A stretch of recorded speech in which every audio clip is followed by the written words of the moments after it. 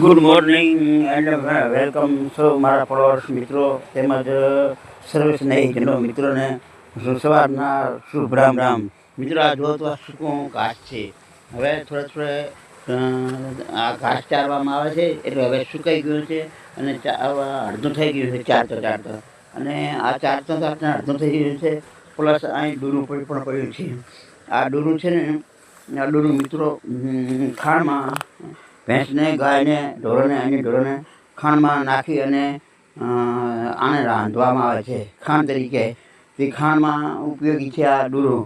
ખૂબ જ આની કિંમત પણ એક થેલાના 1000 રૂપિયા આસપાસ હોય છે. એટલે 500 થેલા હોય તો 5,000 રૂપિયા તમારે આરામથી મળી શકે છે.